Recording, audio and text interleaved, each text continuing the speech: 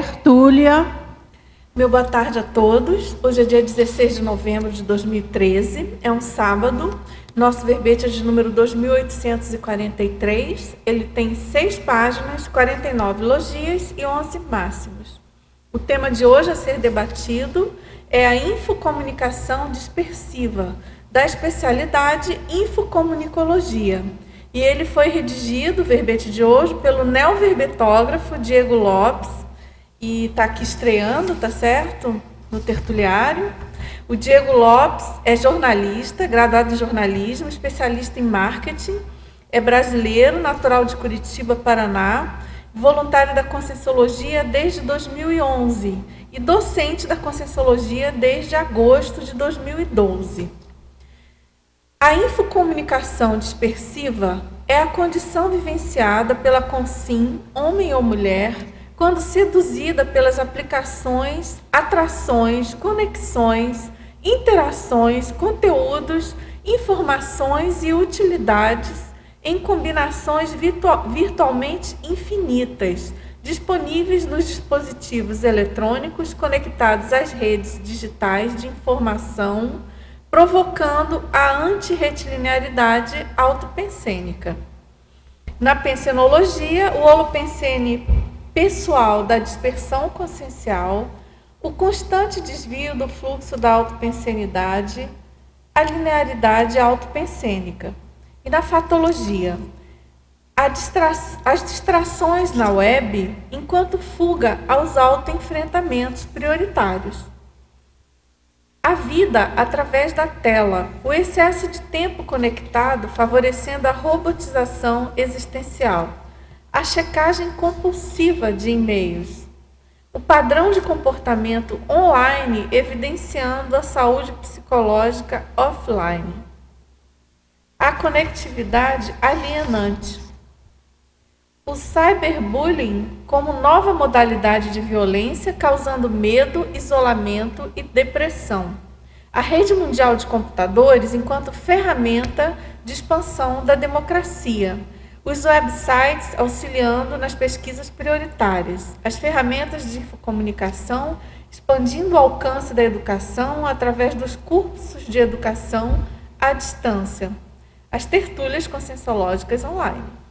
E na parafatologia, a autovivência do estado vibracional profilático antes, durante e depois do uso da internet, o acoplamento áurico entre consciência e consciexes nos chats, a evocação involuntária de consciência e consciexes, a consciência online em diversos dispositivos e offline para os amparadores extrafísicos.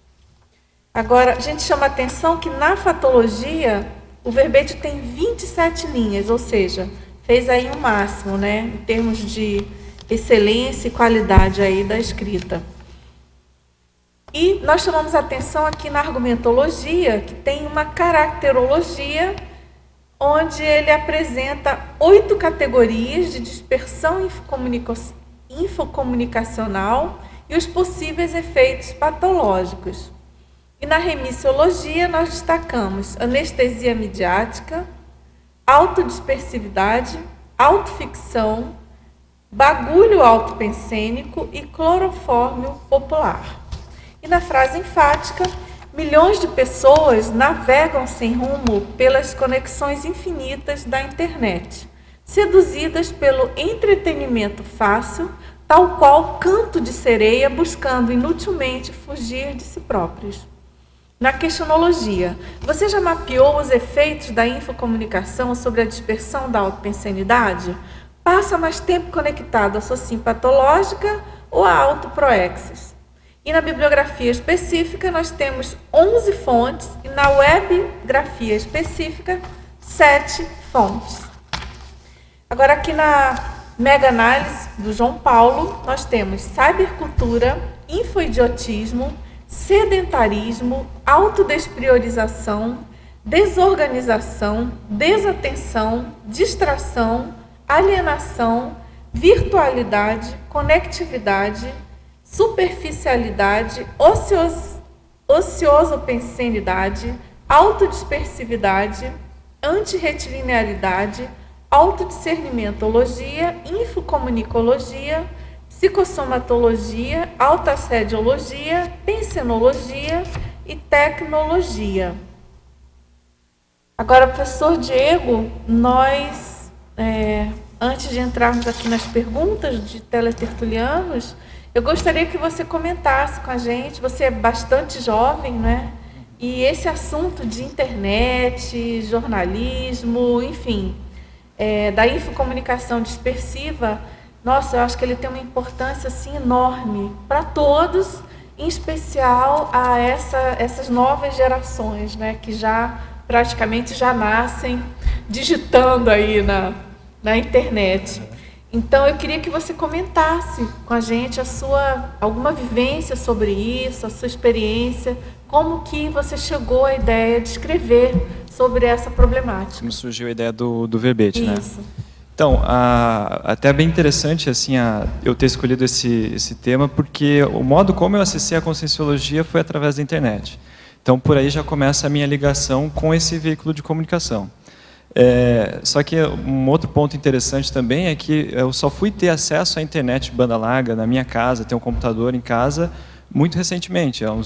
Hoje vai fazer o quê? Uns quase 10 anos, mas isso foi em 2007, 2008, que eu e meu irmão a gente conseguiu ter acesso ao computador e com a internet banda larga. Aqui a gente mora na região metropolitana de Curitiba, então até aquela época ainda não tinha conexão banda larga na nossa região. E a primeira coisa que a gente começou a fazer quando a gente teve acesso à internet banda larga e a esse computador foi pesquisar assuntos que eram de nosso interesse. Projeção astral, na época a gente não conhecia o Instituto, não conhecia a Conscienciologia, mas tinha interesse sobre esses assuntos. Começamos a pesquisar uma série de assuntos correlatos, aí entrou ufologia, metafísica, vários assuntos desse nível. Era meio buscador borboleta, né? Mas um dia a gente, assistindo um vídeo sobre projeção consciente de um pesquisador que não é da Conscienciologia, e ele, em determinado momento, citou o nome do professor Valdo Vieira. Só passou assim, falou, não, o Valdo Vieira conheceu tal pessoa e só isso. Aí a gente ficou com aquele nome na cabeça, né? Valdo Vieira, mas quem que é essa pessoa? E daí acabaram os vídeos daquele professor, e a gente, eu quero mais, quero saber mais, quero procurar mais conteúdos relacionados a isso.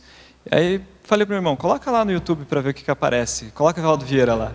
Aí o primeiro vídeo que apareceu foi o Alexandre Pereira, lá de Campo Grande, que ele tem um canal Consciência Lúcida, né?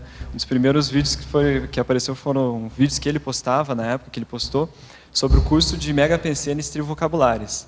E eu e meu irmão, a gente falou, nossa, vamos assistir esse vídeo aí, o que será que são esses Mega Pensenes? E assim, no começo a gente não entendeu nada, era muito diferente, né? Não conhecia. Nossa, e logo Mega Pensenes. Logo os Mega Pensenes, vai entender a conexão com esse tema, né? Para ser primeiro contato, né? Primeiro contato com a Conscienciologia, os Mega Pensenes Trivocabulares. E a gente começou a assistir aquele conteúdo todo, aquele vídeo, o professor Valdo falando, e a gente se identificou muito com o modo dele expor. O vídeo foi aqui na tertúlia, né? E não entendia nada, mas aquilo aguçou muito a nossa curiosidade. E a gente foi buscando e até encontrar as tertúlias online. A gente começou a assistir as tertúlias e tudo mais. Então, meu primeiro contato foi diretamente pela internet. Nossa, que interessante. Bastante interessante, assim. E o que eu depois... Aí, claro, daí vieram os cursos, voluntariado, até o momento em que eu me posicionei para escrever um verbete. Quando eu decidi propor os temas, eu propus 3 temas, e eu estava com 2 na cabeça já, que eram relativos a outra ideia, que eram relativos à arte, tema que também era do meu interesse. E daí eu comecei a pensar num terceiro tema para poder mandar os 3 temas para cá, né? E daí me veio assim um insight. Eu estava pensando justamente sobre a minha relação profissional com a comunicação e tudo. E sempre tive, justamente por essa vivência com a internet, sempre tive interesse em pesquisar esse assunto. E daí comecei a pensar ali, a refletir sobre, poxa, mas hoje em dia a gente está tão, assim, como posso explicar, tão mergulhado numa enxurrada de informações, de estímulos, isso deixa a gente tão disperso no nosso dia a dia, né? Poxa, seria legal falar sobre isso. E daí eu comecei a pensar internet, infocomunicação e infocomunicação dispersiva. Veio como um insight, assim. E daí peguei, já na hora que veio a ideia, já escrevi o e-mail e mandei para a Webitografia. E assim, só que o interessante é que esse era dos 3 temas, era o que eu menos estava pensando em escrever, e foi justo o que foi escolhido. E hoje eu vejo que dos 3, era o mais assistencial realmente para ser escrito. E a minha relação com a internet, assim, eu sempre já tive momentos em que, até por questões profissionais, sempre trabalhando diante do computador, com acesso a e-mail, a Facebook, tudo, já vivenciei bastante essa condição de dispersão. Assim, já tive situações em que, toda hora, às vezes ficava ansioso com alguma coisa em relação ao trabalho, toda hora checando e-mail, toda hora vendo notificação do Facebook. Aí até que, durante o processo de escrita do verbete, eu comecei a refletir mais sobre isso e hoje já estou num padrão bem diferente. Já uso o computador como uma ferramenta para as minhas pesquisas, como a gente fez na época lá do primeiro contato com a internet de banda larga e tudo mais. E já não estou mais nessa condição de dispersão por causa da internet. E daí o que eu quero trazer hoje, toda essa vivência que eu quero trazer hoje nesse verbete. Muito bom, acho que vai poder ajudar muita gente, porque essa questão do ansiosismo gerado pela expectativa de comunicação, de interação, nossa, eu acho que pega todo mundo, né? Todas as gerações. Sim. Né? E eu acho que você vai poder contribuir para a gente conseguir, enfim, melhorar, né? Todos nós, o nosso padrão aí de ansiedade, vamos dizer assim, de dispersão mesmo em relação ao que a gente pode fazer com o uso do computador e da internet em geral, né? Agora vamos então aqui, já tem algumas perguntas. Então ele quer saber na estrangeirismologia, na página 20. Você poderia falar mais sobre o sexting, as discussões no Twitter, a popularidade no Facebook e o tempo excessivo conectado aos gadgets? Por que se perde tanto tempo na internet em busca de futilidades? Então vamos lá. Então primeiro o sexting, esse termo em inglês, ele vem de texting, né, que é o referente a envio de texto via mensagem de celular ou na internet mesmo. No caso, daí, o sexting é uma mudança que fizeram nessa palavra para se referir ao envio de conteúdo pornográfico, mas pessoal mesmo, envio de fotos de si, nus ou seminus, entre pessoas. Tem até ali na bibliografia, tem uma reportagem que fala justamente sobre isso, que é o aumento da quantidade de jovens que admitem ter enviado fotos de si mesmos nus entre amigos. Então, esse termo se refere justamente a isso. É uma prática que hoje é comum no contexto da internet e que é bastante patológica, né? E pode gerar uma série de problemas para a pessoa depois, principalmente entre jovens, né? Que o adolescente, às vezes, na impulsividade, na vontade de realmente responder às pressões dos grupos de amizade, que isso acontece, né? A pessoa lá mandou uma foto assim e tal, manda você também, ou namorados também, manda aí uma foto sua aí para mim, nua ou seminua e tudo mais. Só que o problema é que quando essa foto vai parar na mão de outras pessoas, e isso acontece bastante. Tem vários casos, a gente acompanhando os noticiários, aparecem de vez em quando casos de pessoas que tiveram suas fotografias ali em condições íntimas, que foram parar na internet e todo mundo acessou. E depois que esse conteúdo vai parar na internet, é muito difícil você recuperar. Sempre vai ter uma cópia no computador de alguém, num servidor, em algum outro lugar. Então é bem arriscada essa condição. É uma questão para os pais até ficarem de olho, ficar de olho como os filhos estão utilizando seus smartphones. Porque hoje tem uma câmera fotográfica, tem acesso à internet. É muito fácil, né? É muito fácil fazer esse tipo de coisa. A segunda questão, que em relação às discussões no Twitter, isso. É muito comum você ver, às vezes saem até notícias sobre famosos que levantam um tema na internet lá, possa fazer uma postagem no Twitter sobre um determinado assunto e vai uma série de pessoas lá ou confirmar aquela posição ou contradizer aquela pessoa. E daí fica aquela discussão muitas vezes sem objetividade, sem razão nenhuma de ser. E pelo fato das pessoas estarem numa condição mais segura, no que diz respeito assim, à exposição na internet, pelo menos é a sensação que a pessoa tem, por estar de trás da tela ali, não estar num contato visual direto com a pessoa, as pessoas se sentem à vontade para falar o que quiserem. E daí nessas discussões pode surgir palavrão, ofensa, agressividade. Então eu coloquei essa questão das discussões no Twitter justamente para chamar atenção, não só em relação ao Twitter, mas qualquer discussão que aconteça na internet, para pensar justamente nisso. Porque as pessoas costumam agir diferente na internet, costumam ir além do que elas fariam numa discussão ao vivo. E pensar também sobre o tema que está sendo discutido, se vale a pena realmente bater boca com as pessoas, debater um tema que às vezes é uma futilidade, é uma questão às vezes pessoal daquela pessoa que está fazendo aquela postagem. Em relação à popularidade no Facebook, eu vejo que isso tem muito a ver com a própria condição de carência efetiva das pessoas hoje. É uma necessidade de ter contato, de ter popularidade, de se sentir integrado, isso principalmente entre os jovens, né? Naquela fase em que estão ainda construindo a própria personalidade, tentando ter uma personalidade própria, acaba procurando o reforço dessa personalidade nas outras pessoas.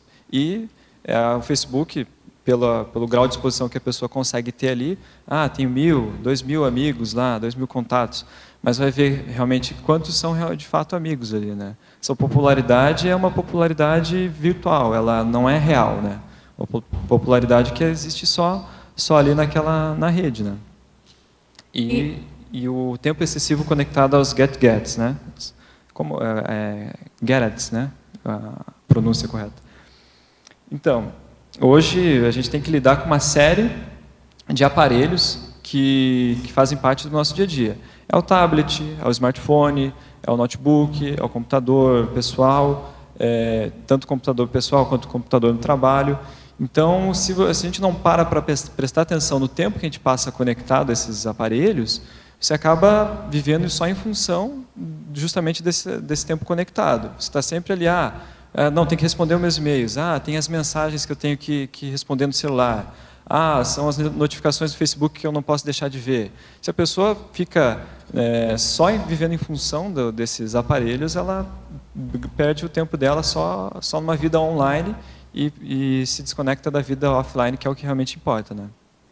Você estava comentando e me ocorreu, quer dizer, eu tenho a impressão, até dentro do que você colocou, que a questão do uso da internet, ela estabeleceu novos parâmetros do limite entre o particular, o íntimo, né, o intraconsciencial e o público, né? Então as pessoas perderam essa noção. Então, como você colocou, o que se fala ao vivo, ali, diretamente, é uma coisa. Quando você vai para a internet, você cria um outro clima, assim, de liberdade, entre aspas, vamos chamar assim.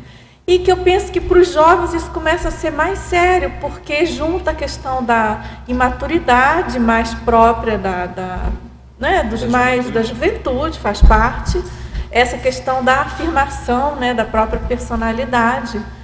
E eu não sei o que você pensa, mas eu vejo assim também que como fica mais fácil, a pessoa faz a autocelebrização dela, né?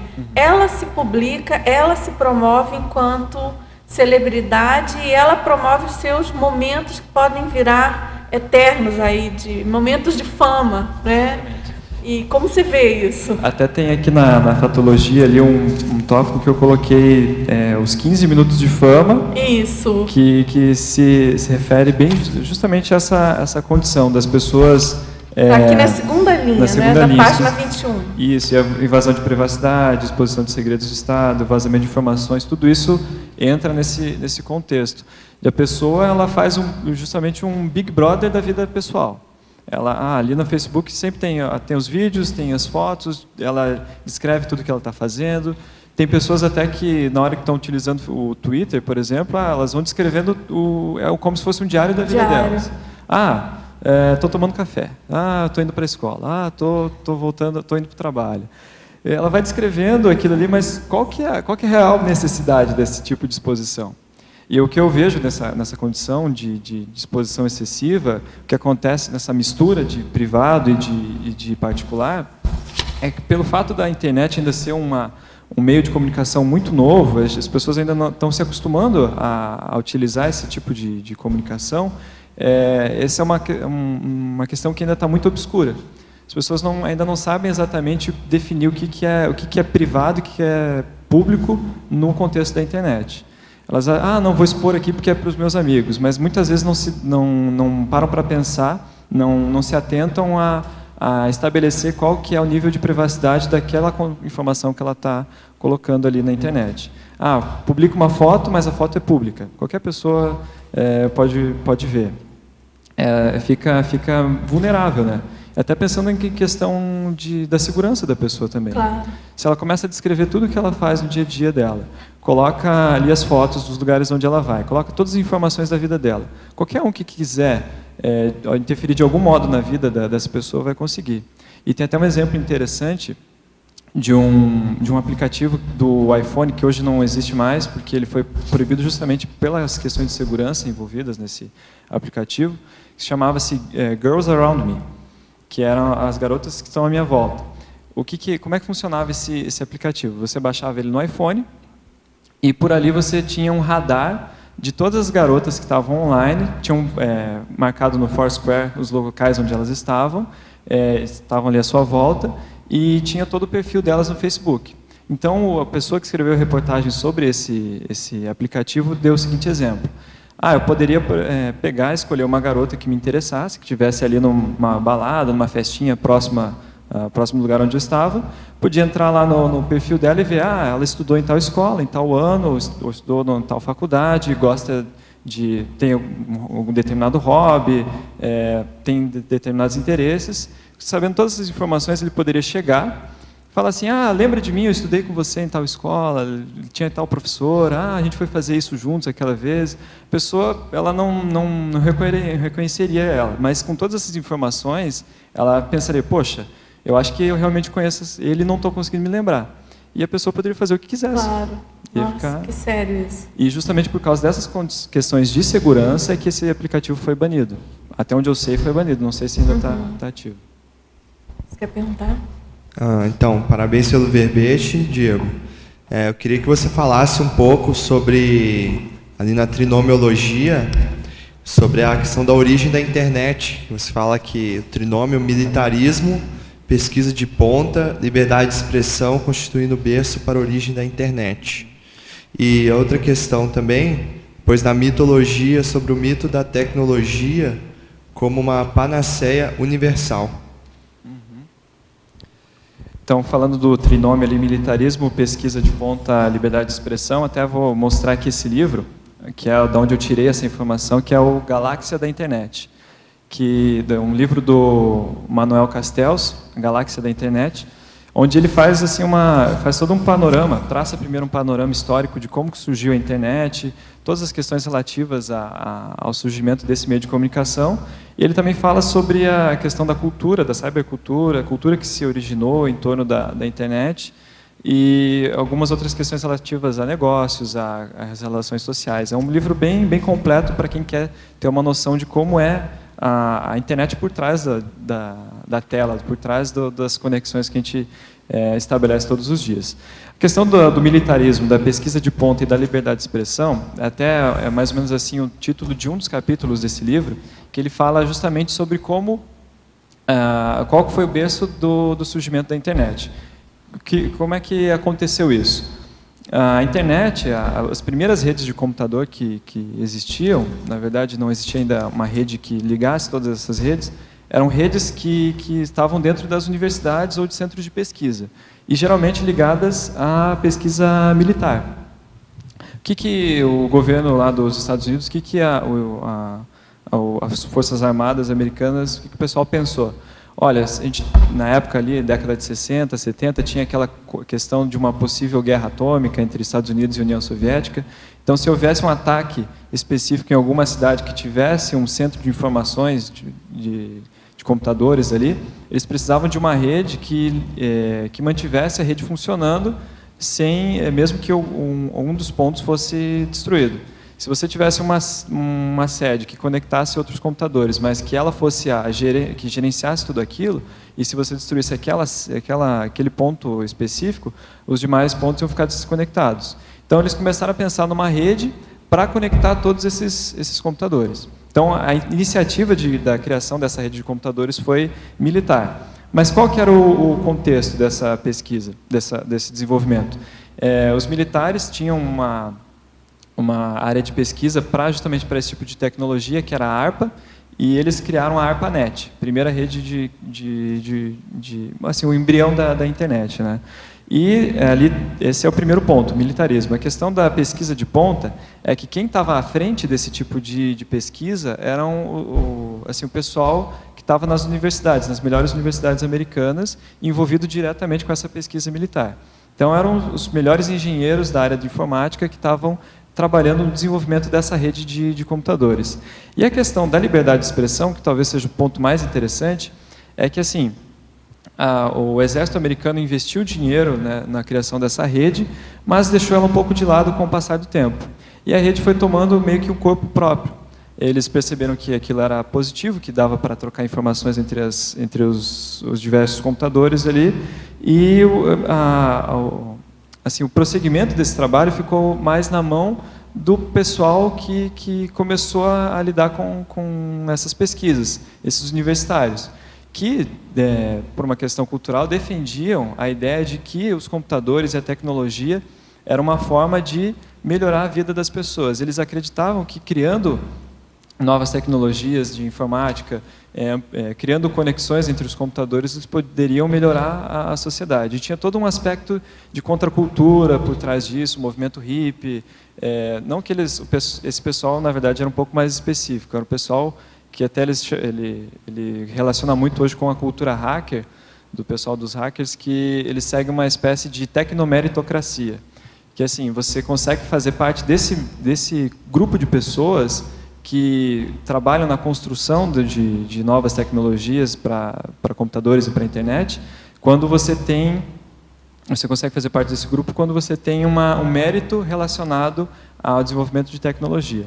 Então, com o passar do tempo, o que aconteceu? A rede de computadores foi se tornando privada, foi ficando na mão de determinados centros de pesquisa, ficou mais na mão das universidades, e o que, assim, deu o ponto final, assim, para o surgimento da internet foi o surgimento do www, que foi um desenvolvedor que criou esse tipo de comunicação, criou essa ferramenta que era necessária para ter um endereçamento único para que todos os computadores conseguissem se comunicar, encontrar os endereços ali.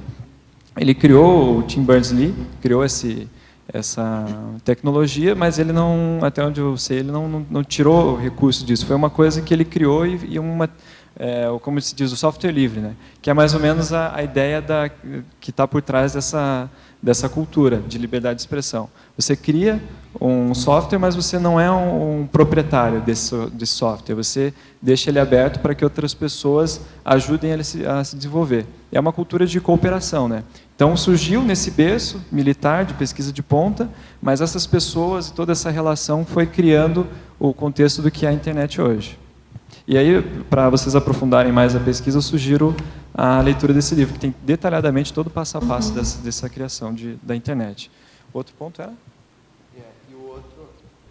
E o outro é o mito da tecnologia com a panaceia universal. Aí entra o ponto talvez assim, um trafar desse mesmo grupo de pessoas, que a crença, a ideia que está por trás dos hackers, dos desenvolvedores, desse pessoal que segue essa ideia de tecnomeritocracia, é de que a tecnologia é a única e a melhor forma de você resolver os problemas da humanidade. E não necessariamente são as tecnologias que vão resolver os nossos problemas. O que eu vejo, assim, das minhas pesquisas, é que, em primeiro lugar, o que realmente faz uma mudança real na sociedade, vai realmente causar uma mudança no nosso planeta, é a mudança intraconsciencial das pessoas. São as mudanças das consciências, do modo como elas interagem, como elas se comportam.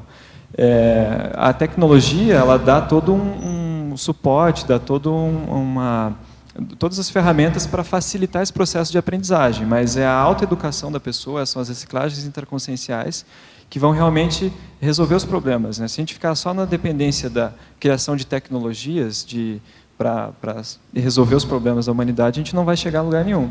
E isso tem a ver também com aquela ideia de que tem um mito que está aqui junto, que é o mito da consciência artificial, que é o que vem antes ali. Tem muito a ver com esse mito da tecnologia como panaceia universal. O pessoal acredita que é possível criar, tem pessoas hoje que pesquisam isso, que acham que é possível criar uma consciência artificial, que é possível criar um ser humano totalmente robotizado, estão trabalhando nisso, na criação de androides, e eles defendem que a criação desse tipo de ser humano vai ser interessante para a humanidade, porque vai ser um ser humano mais perfeito do que esse de carne e osso. Só que aí a questão mas que consciência que é essa que vai estar ali? Na verdade, não existe uma consciência artificial possível de ser criada. Consciência é independente da matéria. Pelo que a gente sabe, pelo que a gente já pesquisa, ela é independente da matéria. Então, você não vai conseguir programar o computador para agir como uma consciência, porque o computador é limitado. A gente tem muito mais potencialidades do que uma máquina. Respondi a questão? Ok, né? Obrigado. Muito bom. Agora tem uma outra pergunta aqui em fatologia. Joia. Na página 20, segunda linha. Quais as consequências futuras, a médio e longo prazo, do excesso de tempo conectado, favorecendo a robotização existencial de milhões de pessoas mundo afora? O que dá para perceber hoje já em relação a esse tempo excessivo conectado e a robotização existencial é que as pessoas, em primeiro lugar, estão vivendo uma vida de um nível de estresse muito maior do que se vivia antigamente. Acho que esse é o principal fator, o principal problema que esse tempo excessivamente conectado está causando hoje. As pessoas andam extremamente ansiosas, extremamente estressadas e às vezes não sabem até qual que é o problema, né? De onde é que vem esse estresse? Por que eu estou tão estressado? E se a gente for parar para pensar em como é a rotina das pessoas hoje em dia, o que a internet possibilitou de comunicação e de interação entre as pessoas, esse estresse é gerado justamente pelo encurtamento do tempo que a gente tem através da conexão da comunicação pela internet, do encurtamento do tempo de resposta entre uma comunicação e outra. Porque antigamente você admitia enviar uma carta para uma pessoa e esperar alguns dias, semanas, meses até para receber a resposta. Hoje você envia um e-mail e se você não for respondido em 5 minutos, você já começa a ficar estressado. E se você não responder o e-mail também em 5 minutos quando te enviarem, a pessoa começa a te cobrar. Então aí é o e-mail, é a mensagem no telefone, são as pessoas que trabalham 24 horas por dia porque saem da empresa, mas continuam com o telefone ligado e atendendo ligação e resolvendo problemas.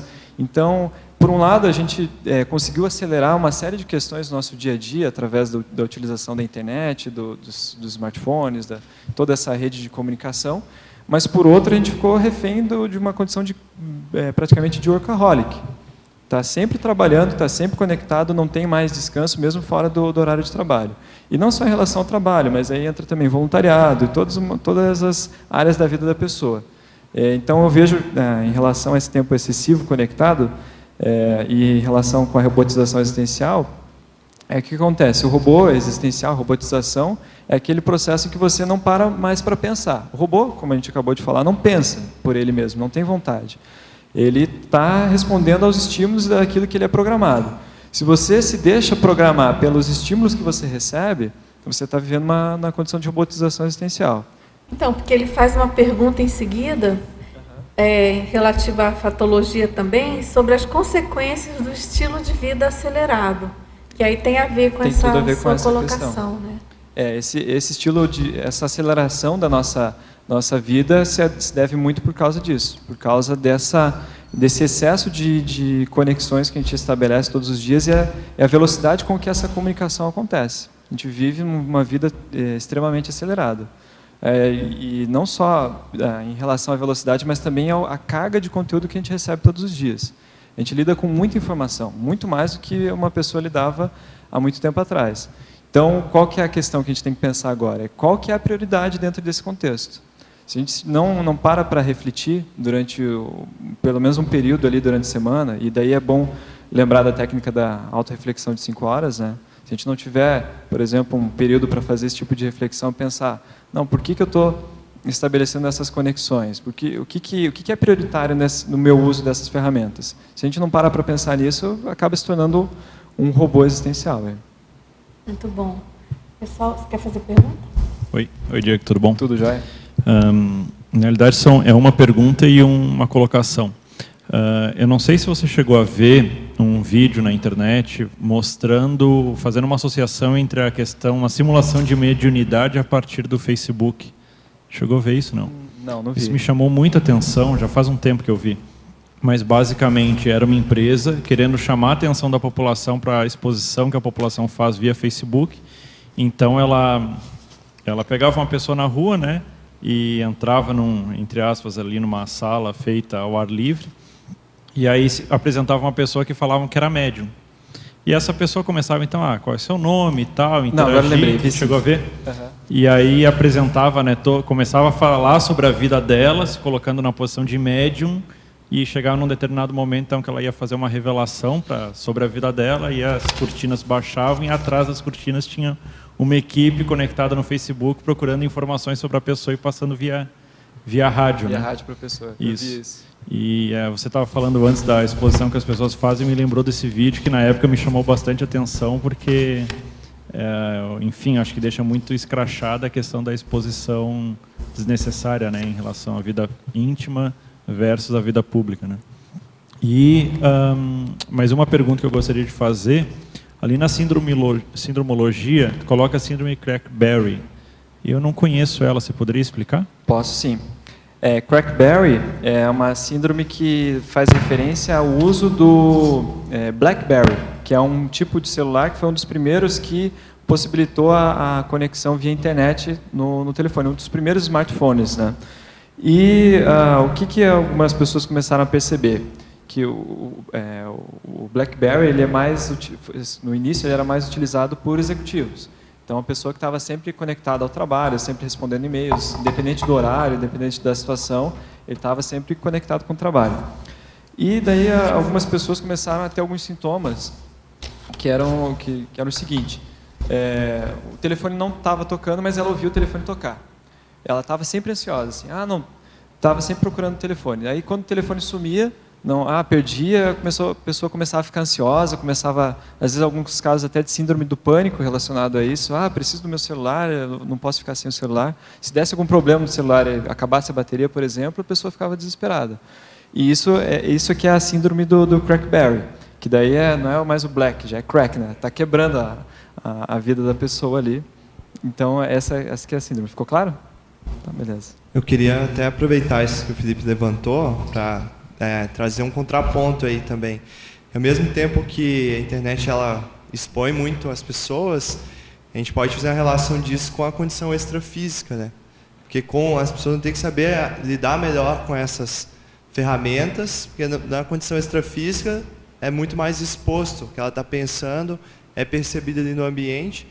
Então, de certa forma, esse crescendo que a tecnologia vai trazendo, assim, em termos de formas de relacionamento, ele vai conduzindo também para a condição de inteligência evolutiva.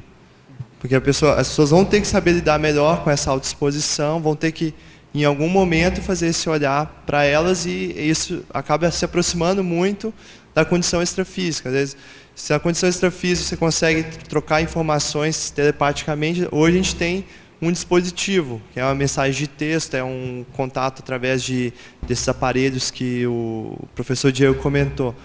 E a ideia é que a gente consiga transcender tudo isso e, vamos dizer assim, ser uma espécie de ponte, né, essa condição tecnológica também.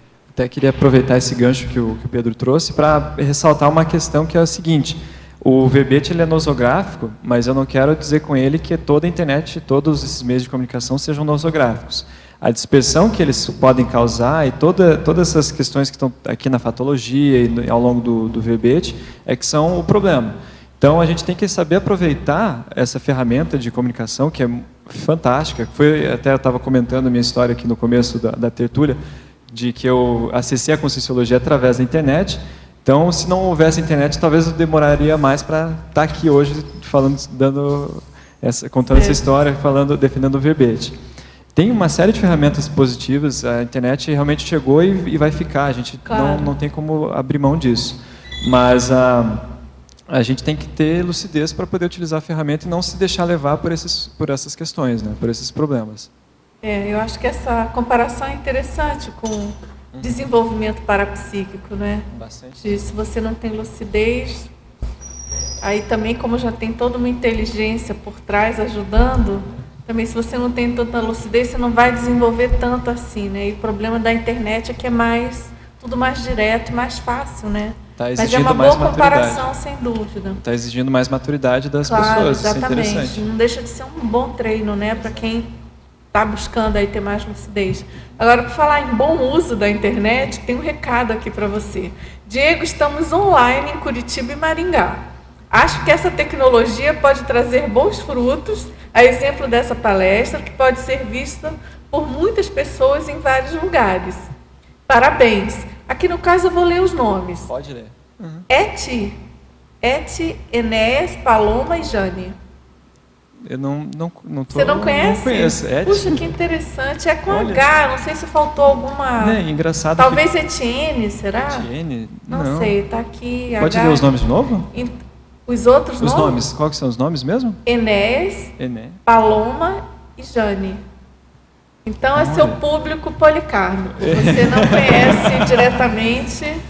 Pessoal, eu li o nome aqui em função dos parabéns. Geralmente a gente omite para resguardar o teletertuliano. Tá certo? Mas eu agradeço os parabéns aí. Até quando você falou em Curitiba e Maringá, pensei que era minha família, porque um pedaço em Curitiba, um pedaço em Maringá. Quem sabe são pseudônimos, a gente não sabe.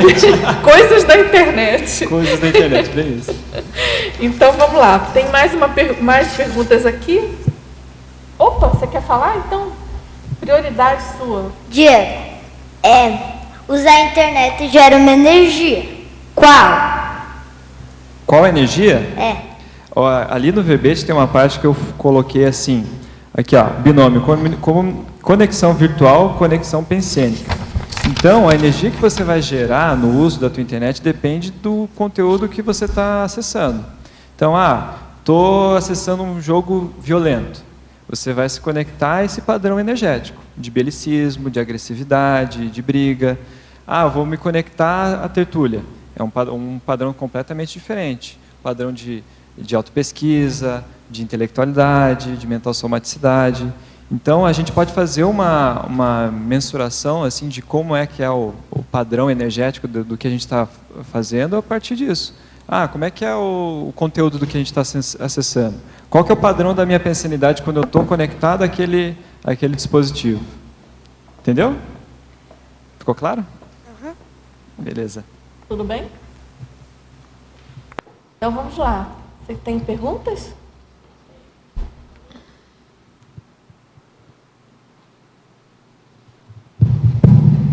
Oi, Diego. Oi. Em primeiro lugar, parabenizá-lo pelo verbete.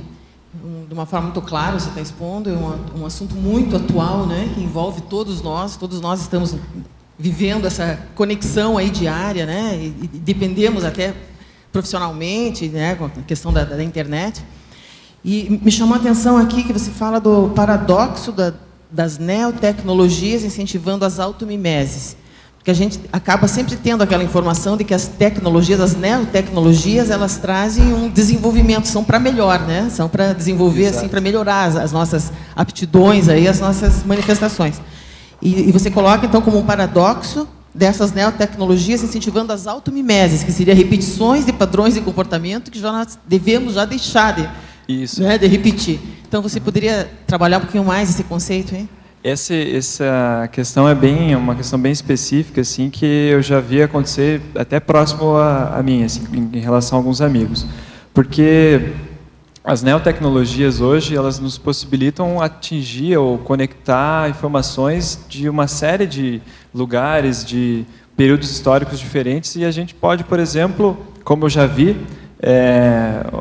até uma notícia que saiu na Folha de São Paulo, de um grupo que se organizava através do Facebook para reunir o pessoal em um determinado parque lá em São Paulo para fazer batalhas épicas da Idade Média. Assim. Eles simulavam batalhas com roupa, com armadura, com todo o aparato técnico ali de simulação ali das batalhas. Eles faziam aquilo e se organizavam através da internet para reunir essas pessoas.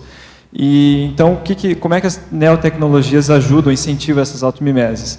Você vai se conectar pela facilidade que esse meio de comunicação permite, você vai se conectar àquele padrão seu já de outras vidas. Você tem uma afinidade, por exemplo, nesse caso, com a Idade Média, com aquelas batalhas, com aquelas brigas todas.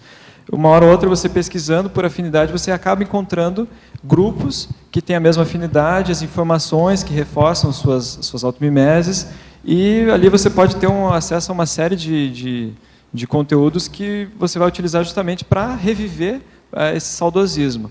Isso não só com a Idade Média, mas com qualquer tipo de conteúdo, né? Às vezes até em relação a uma vida passada sua. Começa a descobrir alguma afinidade com uma personalidade e começa a ficar fissurado em ter todo o conteúdo possível sobre aquela personalidade. É bom pensar até quanto isso é positivo, até quanto você está querendo repetir um padrão antigo, né? Então é um paradoxo, porque é uma neotecnologia, deveria promover e promove, né, comportamentos novos, mas também pode ser utilizado para reforçar comportamentos antigos. Respondido? Respondido. E tem tudo a ver, né?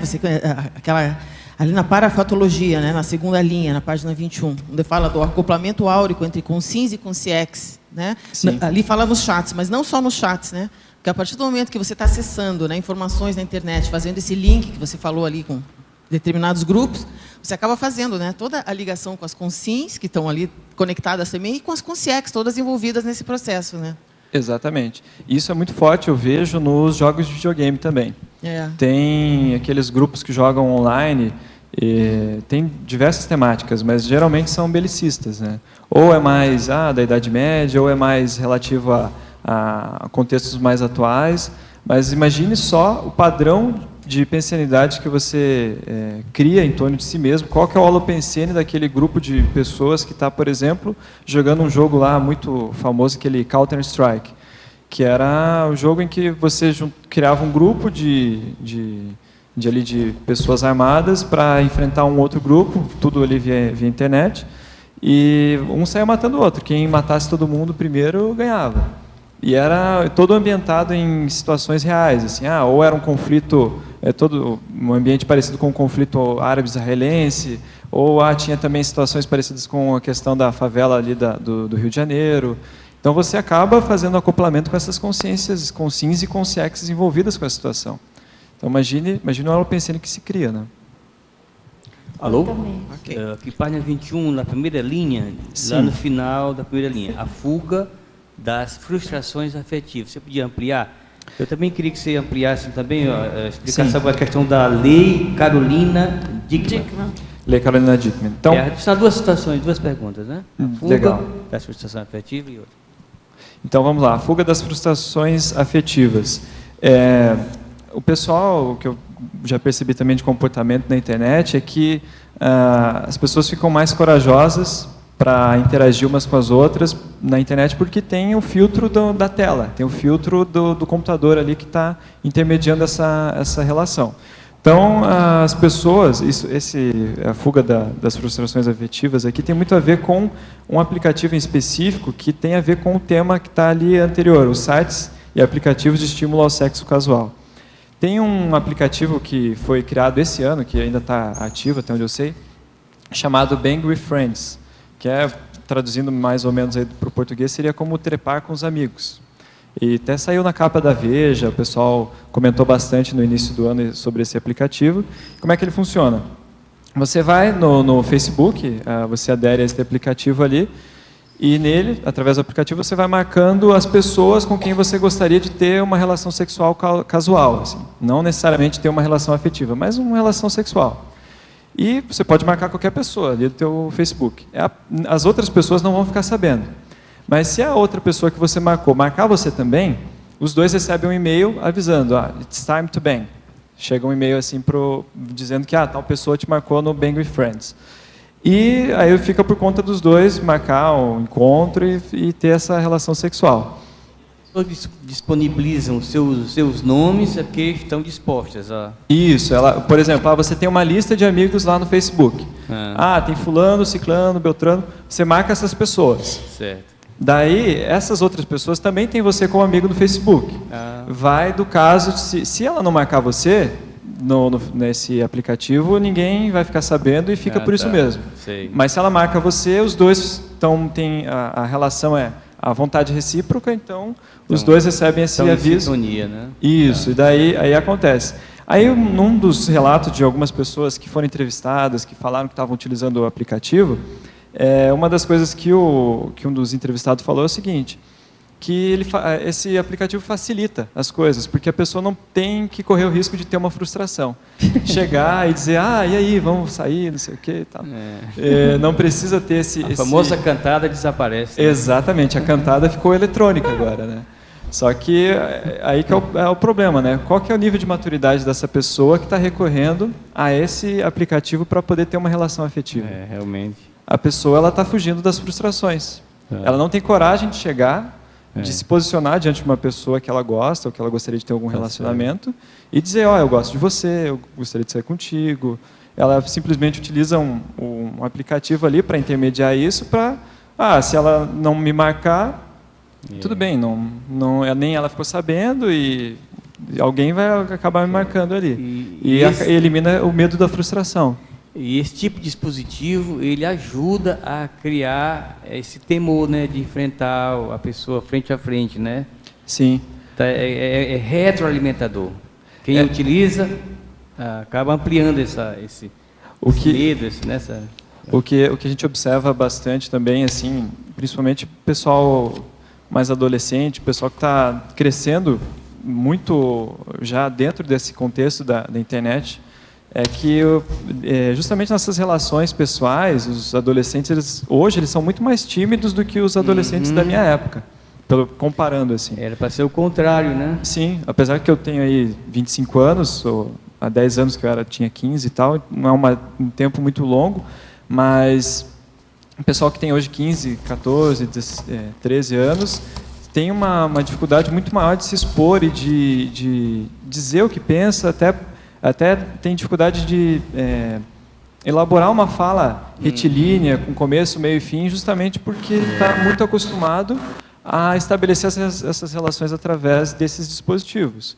Até teve uma reportagem que saiu no começo do ano, em Paraná TV, em que entrevistaram até a Graça, na ocasião, falando justamente sobre esse padrão de comportamento dos adolescentes. E daí foram entrevistar umas meninas assim, que estavam numa roda de conversa, e as 5 meninas que estavam ali, elas estavam conversando entre elas através de mensagem no celular. Aí elas estavam todas umas do lado das outras, mas por que estavam... Aí a repórter perguntou, mas por que vocês não estão conversando, dialogando diretamente uma com a outra? Não, mas é que a gente não quer que os outros saibam o que a gente está falando. E daí fica aquele monte de gente, todo mundo olhando para a tela do celular, conversando entre si, mas na verdade estão desconectadas, né? Não está vendo os olhos da pessoa, não está percebendo as energias, não sabe o que está acontecendo de fato. Não está estabelecendo uma comunicação. E imagina a hora que essa pessoa tiver que chegar para outra e dizer olho no olho o que sente. Aí que entram esses aplicativos, né? Agora a segunda questão, você... sim, a segunda questão qual que era mesmo? É a lei. A Lei Carolina Dickmann. Aconteceu aquele caso com a Carolina Dickmann, não sei se você ficou sabendo, que ela teve uma série de fotos dela que ela tirou. Tá. Isso, fotos nuas. Isso. Nua, em que essas fotos foram expostas e tudo mais. E daí gerou uma série de repercussões e até que criaram uma lei. Não foi só por causa do caso dela, mas como foi bem emblemático, chamou bastante atenção, o pessoal resolveu apelidar a lei de Carolina Dickmann.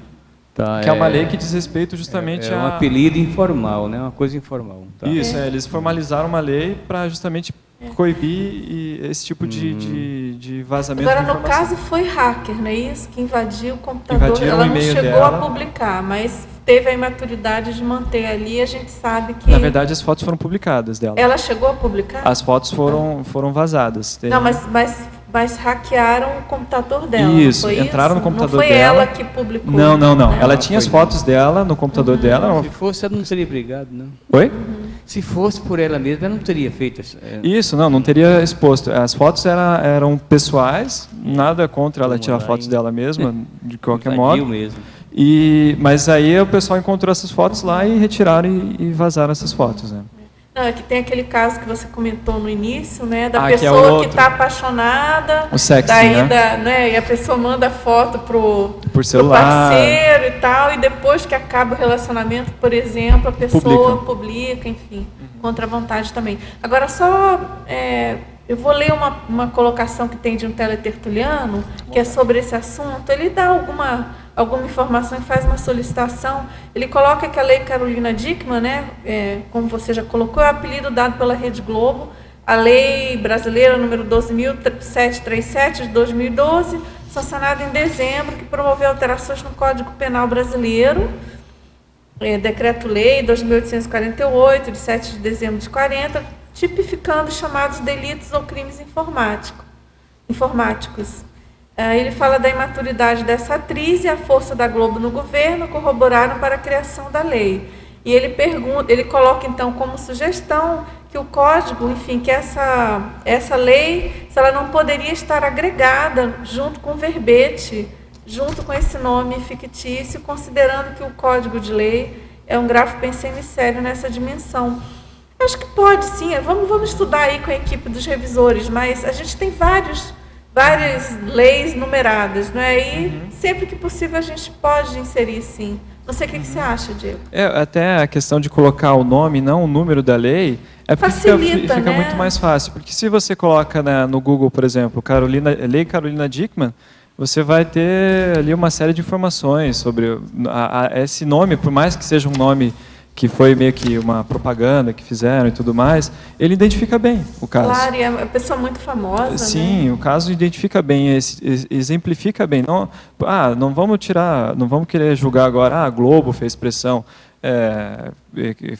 para que se criasse essa lei e tudo mais. Poxa, mas é uma lei que era necessária. E por mais que seja uma pessoa famosa, que aconteceu tudo isso com ela, não querendo dizer, sei lá, a imaturidade dela. Não vamos querer julgar a pessoa aqui. O fato é que isso é um crime. Então, se o nome dela aqui exemplifica bem o caso, acho que não valeria, por exemplo, a pena tirar o nome. Vale a pena colocar o número da lei ali. Sim, certamente. Acho não, vale tirar o nome não, de jeito nenhum. Mas deixar, só inserir, agregar né? isso, né? Muito bem. Agora, você quer perguntar? Oi, Diego. Existem alguns países onde a internet ainda é proibida ou totalmente censurada? Tem informação sobre isso aí? A internet totalmente censurada? E existe algum país? Hoje tem o caso da China, né, que tem um controle bem rígido por parte do governo chinês. Tanto que eles não têm Facebook lá, eles têm uma outra rede social que compete com o Facebook em número de usuários, justamente pelo tamanho da população chinesa, né? Tem o caso também da Coreia do Norte, que acho que esse é extremo, que lá assim, as pessoas vivem, parece que numa outra realidade. Não tem acesso à internet, não tem acesso a nada assim em relação ao que acontece fora do país deles. Mas tem uma questão aqui no final da fatologia ali, que é a Rede Mundial de Computadores enquanto ferramenta de expansão da democracia. Por que eu coloquei esse tópico ali? Justamente pelo contexto que a internet está criando de expansão da democracia em países que, mesmo ainda hoje, estão tentando resistir à expansão da comunicação nos seus territórios. Porque qual que é o paradoxo? Isso está inserido nesse livro aqui, A Galáxia da Internet. O autor fala o seguinte, que hoje os países, mesmo os menos desenvolvidos, dependem da internet para sustentar suas economias. Não dá mais para viver sem internet dentro do mercado global. Então, os governos de qualquer país, mesmo que seja autoritário, precisa estar conectado com os outros através da rede de comunicação. Mas, por outro lado, quando você abre a possibilidade da população desses países se conectarem à internet, isso dá uma reviravolta em relação à democracia. E aí a gente pode ver, por exemplo, o caso da Primavera Árabe, ali nos países do norte da África, e outros países do Oriente Médio, em que as pessoas utilizaram a internet de modo bem positivo para reivindicar melhores condições de vida, mais direitos à democracia e tudo mais. Então, esses governos desses países estão com um dilema. A gente não pode mais viver sem internet, mas se a gente abrir a internet, a gente perde poder. Então, tem essa questão. Agora, não vou saber te numerar exatamente quais países ainda estão com restrições em relação à internet, mas esses dois casos são bem específicos aí. Por favor, na códigologia, você podia desenvolver o código de conduta dos hackers? Até citei um pouco, falei um pouco sobre os hackers ali no começo da minha fala. Você falou. Mas assim, qual que é o padrão qual que é o código de conduta deles, básico assim? Até o Manuel Castells ele fala que o que direciona a ação, a conduta dos hackers é a ideia da tecnomeritocracia. O que importa para os hackers é o desenvolvimento da tecnologia de comunicação, de informação ali. O desenvolvimento de softwares, o desenvolvimento da internet e tudo mais. E daí as questões relativas à ética, a relação entre as pessoas da sociedade fica uma questão mais obscura para eles. Então, qual que é a ideia? É o software livre, a comunicação sem barreiras. Eles até atacam, principalmente quando os hackers, alguns grupos específicos atacam, eles justamente vão em direção a governos e aos grandes desenvolvedores de software e de tecnologia, Microsoft, Apple, porque eles são contra essa ideia de você ganhar dinheiro e deter o poder sobre a criação de tecnologia de comunicação. E eles têm uma séria dificuldade em interagir com as outras pessoas de outros grupos sociais, porque eles se veem numa condição de superioridade. Isso ele cita ali, que quem não está dentro dessa condição de tecnomeritocracia é como se estivesse num segundo plano para eles. As pessoas não entendem o que a gente pensa porque a gente faz parte de uma elite tecnológica. Nós entendemos toda essa rede, navegamos nessa rede. Então, é isso que direciona esse código de conduta dos hackers. É a tecnologia pela tecnologia. Eu tinha outra questão também aqui na fatologia, na página 21, na terceira linha de baixo para cima, no meio. A Infotares, você podia desenvolver também? Infotares. Então, info ali de informática, né, e tares da tarefa do esclarecimento. O exemplo mais claro que eu tenho assim de infotares é a própria tertúlia conscienciológica. Então, são os esclarecimentos que são feitos através aqui das tertúlias diárias e que acontecem via a internet, que é um aspecto muito positivo dessa ferramenta de comunicação. Imagina se a gente não tivesse internet, como é que seriam restritas as tertúlias? A gente só para quem estivesse aqui não teria toda essa possibilidade de interação. E tem o conscienciograma sem drama, né? Como? Conscienciograma sem drama, pela Conscius.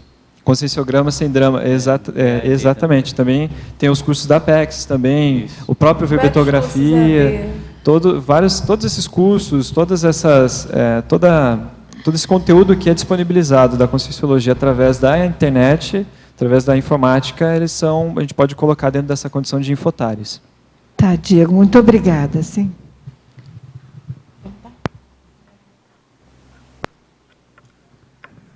Para cima. Para cima. Cima, tá? Foi. Então tá. Diego, muito obrigada de novo por esse verbete, um excelente verbete. Obrigado. Eu observo os jovens, hoje em dia trabalho muito com jovens, e observamos que parece que se tornaram escravos do celular, da internet, desses programas como WhatsApp, Twitter e entre outros. Eu não sei se eu posso utilizar a palavra escravos da internet, mas praticamente é isso. Acho que está correta, né, de certo modo. De certo modo, sim. Que conselho você daria aos familiares desses adolescentes e aos próprios adolescentes? Então, o que acontece muito nesse caso, assim, principalmente hoje o pessoal que está aí com 15, 16 anos ou abaixo de 15 anos, até tem algumas reportagens que eu li assim de pessoal falando justamente de como é que os pais eles criaram os filhos com a internet sendo uma babá eletrônica para eles. Eu não quero deixar ele na rua brincando porque é perigoso. Não quero que ele vá na casa de um amiguinho, quero que ele fique em casa. Então, para deixar ele protegido, eu jogo ele dentro do quarto lá com o computador ligado. A criança fica ali com o computador à disposição dela, fica quanto tempo ela quiser e, na verdade... Pseudoproteção. Pseudoproteção, porque tem até o Mega Pensene ali no começo, né? Computador, porto aberto, que eu acho muito bom. É bem isso o computador. O computador é um porto aberto. Se os pais não tiverem nenhum controle de conteúdo que pode ser acessado naquele computador, a criança consegue fazer o que ela quiser. E mesmo quando eles estabelecem algum tipo de controle, a gente sabe como é que são as crianças hoje, os jovens, né? O pessoal consegue burlar, consegue dar um jeito e consegue acessar qualquer tipo de conteúdo. Então, o que eu dou de conselho? Não sei se é possível dar um conselho, assim, mas o que eu sugiro para os pais e para os adolescentes? Primeiro, para os pais. Cuidar mais realmente desse contato com os filhos e saber o que eles fazem na internet. Observar o histórico lá de visitas dos sites, não deixar o computador no quarto para ele acessar escondido ali. Deixa o computador na sala, acessa junto com ele, esteja junto com ele e tenta estabelecer uma relação de amizade, de uma comunicação franca, né? Falar, olha, existem determinados perigos que você pode enfrentar, a questão, por exemplo, da pedofilia é muito séria, tem até uma reportagem que cita ali a reportagem da Veja, deixa eu até ver aqui na bibliografia, se eu não me engano é um título bem parecido com essa... Escancarada, assim é a sua casa. Nessa reportagem aqui da Veja, de 2007, tem uma fala da Roseli Saião, que é uma psicóloga, né, ela cuida basicamente de crianças, falou que ela, por causa da profissão dela, ela de vez em quando faz alguns testes, assim, ela entra ela cria um perfil em sites ou redes para crianças, aqueles aplicativos em que tem interação entre crianças, né? Joguinhos e tudo mais, e ela, quando começa a interagir com essas crianças, ela dificilmente sai dali sem o telefone de uma delas. Justamente ela faz isso para testar até quanto as crianças ainda estão vulneráveis a esse tipo de situação. E é muito, muito comum isso acontecer, muito comum. Então os pais têm que estar por perto, têm que saber o que os filhos estão fazendo na internet, senão, se deixar à mercê da própria criança, do próprio adolescente, decidir o que ele vai fazer, ele fica à mercê disso, né? E para os jovens, para os adolescentes, eu penso o seguinte, que não tem outra escapatória senão se desconectar, de vez em quando, pelo menos, né? Se desconectar. Você tem que saber o limite até onde você pode, até onde é saudável estar conectado e até onde é o momento de você parar e fazer outras coisas. Porque existe uma série de coisas positivas que a gente pode fazer fora da internet, mas que muitas crianças nem sabem disso hoje em dia, né? Vivem em função do celular e do computador. Às vezes não jogam bola, às vezes não saem na rua com os amigos, não fazem nada de diferente, só está focado naquele mundo, né? Não tem muita solução, né? Eu vejo. Diego, parabéns pelo verbete, está muito bacana. Como você também da área de comunicação, eu queria saber a tua opinião, porque uma das estratégias de mídia hoje mais utilizadas é a divulgação de produtos ou ideias através de redes sociais. A rede social hoje, ela está no Brasil é o segundo país com mais usuários no Facebook, usuários em redes sociais. Então, é um mundo de gente que utiliza esses veículos de comunicação. Eu vejo que a boa utilização de uma rede social, ela pode trazer frutos muito bacanas. Então, eu vejo assim, como a gente, voluntário de uma IC, que divulga ideias que a gente considera libertárias, como a gente poderia utilizar esses veículos de comunicação, no caso, focando principalmente no Facebook, como uma rede social, para que a gente conseguisse acessar um número maior de pessoas de uma forma cosmoética, obviamente, sempre levando isso em consideração, mas utilizando essa ferramenta de uma forma mais profissional. Essa é uma questão até que os próprios profissionais de comunicação, tem até uma reportagem aqui também que está na bibliografia, deixa eu até achar aqui para citar ela, que deixa eu achar aqui, é a última, se eu não me engano, aqui, ó, maneira com os gadgets, dizem os executivos do Vale do Silício, que é uma entrevista que foi feita com uma reportagem que foi feita com alguns dos executivos ali das empresas de comunicação, ali de Facebook, Google, Twitter, todo esse pessoal, eles estavam falando justamente, e até teve uma conferência sobre isso, chamada Wisdom 2.0, em que eles estavam discutindo os limites dessas ferramentas que eles mesmos criaram. Qual que é o modelo de negócios dessas empresas? Quanto mais conectado tiver a pessoa, melhor. Mais publicidade tem, mais interação, mais comércio, tudo mais. Então eles começaram a pensar assim, poxa, como é que a gente lida com essa situação? A gente criou uma ferramenta que pode tirar as pessoas, desconectá-las da própria vida, mas a gente não pode deixar que elas se desconectem completamente. A gente tem que manter as pessoas conectadas porque esse é o modelo de negócio. E é um paradoxo que eles ainda não têm uma solução para isso, mas é uma coisa que eles mesmos já estão refletindo. No nosso caso, o que eu vejo é assim, a gente tem que estar presente na internet, tem que estar presente nas redes sociais e tem que só ter assim, discernimento em relação à quantidade de conteúdo que a gente coloca lá. A gente não precisa encher o Facebook de vídeos, de textos, de links para sites, assim, para que a pessoa, quando entre lá, por exemplo, na página do IPC, ela não saiba nem por onde começar. Você pode fazer isso de modo dosado. Tem que ter um limite. Tanto que as principais campanhas que utilizam o Facebook para comunicação, para publicidade, que eu percebi já até estudando marketing lá na faculdade, é que eles têm uma dosagem bem correta. Nem para mais, nem para menos. Uma vez por dia ou menos, sempre colocando aquilo que vai ser importante e vai ser bacana para a pessoa. Porque também se nós vamos divulgar um conteúdo de conscienciologia no Facebook, mas a gente coloca um monte de conteúdo todo de uma vez, a pessoa vai se dispersar e não vai conseguir acessar nenhum deles. Então prioriza aquilo que é importante naquele momento. Vai ter um CIP, vai acontecer daqui uns dias, vamos colocar um vídeo sobre projeção consciente.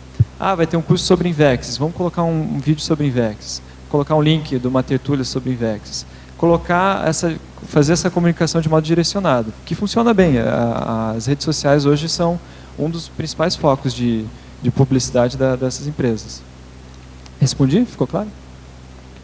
Diego. Sim. Parabéns. Obrigado. Parabéns pelo verbete. Página 21.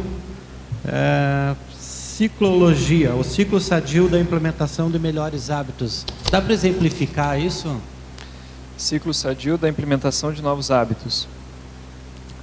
Isso até tem a ver um pouco comigo mesmo, em relação ao meu uso da internet. Eu já, no meu histórico, assim, já teve épocas em que eu jogava bastante videogame, teve épocas que eu acessava bastante Facebook todos os dias, épocas em que eu estava muito conectado a e-mail, por exemplo. E o que eu percebi? Eu falei, não, tenho que criar uma rotina mais saudável de uso da internet. Então, eu estabeleci o que era o tempo que eu ia gastar com esse tipo de comunicação. Todo dia, uma vez por dia eu vou acessar e-mail e Facebook. E estabeleci que aquele era um horário e não ia fazer isso em horários diferentes, me policiando mesmo, de modo bem disciplinado. E acontece que, conforme você vai implementando esse hábito mais sadio, esse melhor hábito, isso vai em um ciclo, você vai melhorando cada vez mais. Você vai, no começo é mais difícil, você deixa de acessar todo dia, ali, toda hora, uma determinada, por exemplo, o Facebook, uma determinada página da internet, aquilo vai te fazer falta no início, mas conforme você vai implementando essa rotina melhor, isso daí você vai se habituando e vai adotando aquela nova rotina como um padrão. Isso entra também, acho que na dica para o pessoal que queira dá uma diminuída no uso que faz da internet, o pessoal que a gente acabou de falar dos jovens, né? Com certeza. Escolheu essa reeducação. Reeducação. Aí. Muito bom. Você quer perguntar? Diego? Sim? Antes de mais nada, também gostaria de parabenizar aqui pelo verbete, que é um assunto contemporâneo, muito sério. Totalmente. E, assim, houve uma sincronicidade que é um assunto que eu penso muito. Eu não sabia que ia ter um verbete relacionado a essa matéria. Legal. O que eu estou observando, que hoje está tendo, assim... eu já estou vendo filhas, as minhas amigas com filhos na adolescência, que estão com problemas muito sérios com relação a essa questão da internet. Eles estão tendo um processo de isolamento com relação à inter-relação do cotidiano. E eu estou vendo que com o tempo, talvez aqui 5 anos, 10 anos, a gente vai ter um problema, inclusive, em nível social com isso. Está se desenvolvendo sociopatias. E a minha pergunta é a seguinte, porque é uma curiosidade, é um tema que eu não fui a fundo, mas chama a atenção. Queria saber se já tem alguma linha da psicologia especializada para esse tipo de tratamento específico. Do que eu pesquisei até o momento, assim, eu já vi em algumas reportagens o pessoal citando psicólogos ou até o hospital de São Paulo, não vou recordar o nome agora, que eles já estavam abrindo um setor ali para justamente cuidar desse tipo de patologia, que é todo tipo de vício relacionado ao uso da internet. Realmente ainda não é oficial, eu não vi nada oficial ainda de publicação, de pesquisa, assim, dizendo, não, existe uma nova patologia relacionada ao uso da internet. Mas isso já está se desenvolvendo. Geralmente um momento ou outro vai surgir, e é um fato. As pessoas tem uma série de pessoas hoje que já tem esse tipo de padrão de comportamento. Obrigada. Agora, Diego, sim? Continuando aqui um pouco as perguntas dos teletertulianos, na numerologia, na página 21, segunda linha, ele pergunta como será o futuro com a chegada recente do Google Glass. Então, o Google Glass ele é o mais um dispositivo, né? Ali eu enumerei alguns: tablet, notebook, computador pessoal, smartphone, a webcam, que são aparelhos que a gente está mais habituado a utilizar. E agora tem o Google Glass, que é esse óculos que permite a pessoa se conectar à internet através dele, e ele filma, você consegue fazer praticamente todas as funções que você faria através de um computador ou no celular, você faz através do óculos. Ele tem, qual que é a vantagem que o Google apresenta, é de você ter uma mobilidade ali, você não precisar nem usar as mãos para utilizar essa ferramenta. O que algumas pessoas já relataram em relação ao uso dessa ferramenta, os primeiros experimentadores do Google Glass, é de que ele é um pouco incômodo. Não é muito cômodo você utilizar ele. Assim, eu não tenho muita certeza se ele vai pegar mesmo. Algumas pessoas vão acabar utilizando, mas não sei se ele vai se popularizar, porque ele não é muito prático, assim, não é muito fácil de você utilizar no seu dia a dia. Agora, a tendência que eu vejo é de que no futuro o pessoal vai introduzir a conexão por internet em muitos outros aparelhos. Carros, eletrodomésticos, as casas, todo lugar onde tiver algum tipo de... É uma tendência. Todo lugar onde tiver algum tipo de informação que possa ser trocada via rede, eles vão provavelmente fazer isso. Agora, na parafatologia, página 21, terceira linha, ele pergunta, você poderia discorrer a respeito dos assediadores de função dos sites de pornografia? Então, vamos lá, sites de pornografia. Então, vamos pensar no caso, por exemplo, de uma atriz pornô que tem ali seus vídeos publicados na internet. Imagine a quantidade de energia que não é enviada para essa pessoa, de pessoas que estão pensando nessa atriz, estão assistindo o vídeo, estão ali, por exemplo, estão se masturbando pensando naquela atriz que está naquele vídeo na internet. Pensa a quantidade de energia de sexo chakral enviada, direcionada para aquela pessoa. Os assediadores, mega assediadores, claro, que estão procurando essas energias, eles vão se acoplar, vão estar junto com essa pessoa que é alvo de toda essa atenção, e também vão sugar as energias dessas pessoas que estão assistindo esses vídeos, estão ali se conectando a esse tipo de conteúdo. Então, acaba que a pessoa que é a audiência desses vídeos vira meio que, como que eu posso dizer, o boi coloca uma canga nele, né? A pessoa acaba entrando para o rebanho ali das concessionárias. Vão sugar todas as energias dele ali. E a atriz também, ela vai ter... Não é uma pessoa muito bem assistida, uma atriz de vídeo pornô que está não só na internet, mas em qualquer lugar, né? Agora, do mesmo teletertuliano, em Sinergismologia, na página 21, ele gostaria que você discorresse o sinergismo ferramenta intelectual, cérebro para cérebro. Aí já vou aproveitar e falar de um outro livro que eu trouxe aqui. Segura para mim esse vídeo aqui. Que ele já foi apresentado aqui, eu já vi o pessoal falando dele na tertúlia, que é a Geração Superficial, do Nicholas Carves. Ele fala bastante aqui sobre os efeitos da internet sobre o padrão de comportamento das pessoas. Ele fala bastante sobre o próprio funcionamento do cérebro humano e como essa nova ferramenta de comunicação está mudando o modo até como as pessoas pensam, o modo como a gente se relaciona com essa nova ferramenta de comunicação. E um dos temas que ele traz ali logo no início do livro é a relação que a gente estabelece com as diferentes ferramentas que a gente utiliza no nosso dia a dia. Então existem ferramentas que ele separa em grupos pela função e pelo que ela proporciona para a gente. Em grupos, por exemplo, ferramentas que melhoram a nossa capacidade física. Então, um trator, ele dá toda uma força que um homem não tem. Até mesmo uma enxada. Você com uma enxada, você consegue tirar muito mais terra do que se fosse com a mão. Tem ferramentas que podem alterar nosso funcionamento biológico. Então, o anticoncepcional, os remédios. E tem as ferramentas que são intelectuais, que elas ampliam a nossa capacidade intelectual. Por exemplo, ele traz o mapa e o relógio, que são, antes do mapa e antes do relógio, as pessoas não tinham toda essa capacidade de entender o espaço e o tempo onde elas estão inseridas.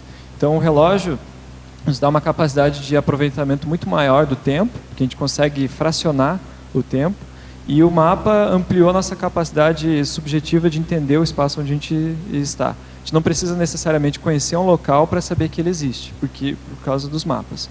E a internet também é uma ferramenta intelectual. E ele fala muito, nessa fala dele, do impacto que essas ferramentas intelectuais têm sobre o funcionamento do cérebro humano.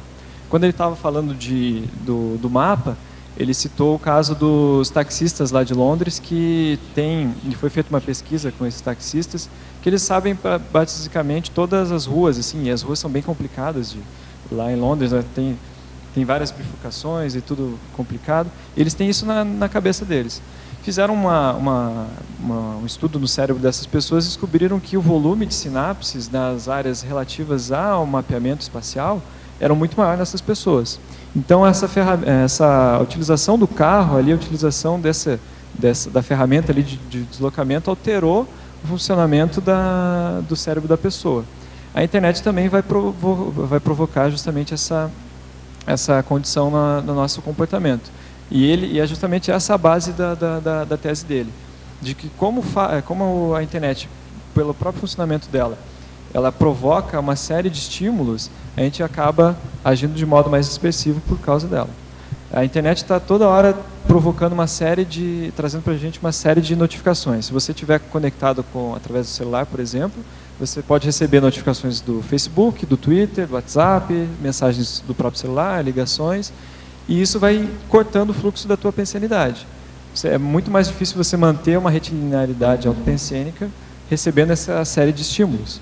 E isso vai mudando tanto o nosso cérebro, fisicamente, quanto o nosso paracérebro também. Então, esse que é o sinergismo que eu quis colocar aí. Professor Diego? Sim? Gostaria de fazer uma pergunta. Primeiramente, quero parabenizá-lo pelo verbete, o tema, né? Porque, para mim, parece ser maxi assistencial. Bom, por que falo isso? Porque eu tive a oportunidade de assistir algumas pessoas de várias idades com sérios problemas nessa área. A situação conheço uma pessoa que, através de sites de relacionamentos diversos, né, ela conseguiu prestar assistência a muitas pessoas. Aí a pergunta o que você pensa desses sites e o que você sugere na forma assistencial, digamos, como que as pessoas, outras pessoas também, poderiam assistir não ser engolidos, mas assistir através de sites desse tipo. Você está falando sobre sites que provocam assistência, né, para as pessoas, né? Isso que entendi. Na verdade, assim, o site que eu tive a oportunidade de assistir uma pessoa foi o site do Pofo. Ele oferece vários relacionamentos, e se a pessoa não souber se portar, ela é engolida, ela é atraída, ela é envolvida, ela é subornada, enfim, ela sofre consequências graves. Por outro lado, se a pessoa souber usar esse site para assistir, ela consegue isso. Nós temos experiência, são fatos. E eu gostaria de saber, então, o que você pensa com relação a isso, e o que você sugere também para ampliar isso. Até, eu não sei se você estava no começo da tertúlia, mas eu até estava trazendo aqui o meu próprio caso de como eu encontrei a Conscienciologia. Foi através de vídeos no YouTube. Falando do YouTube, ele é uma ferramenta neutra.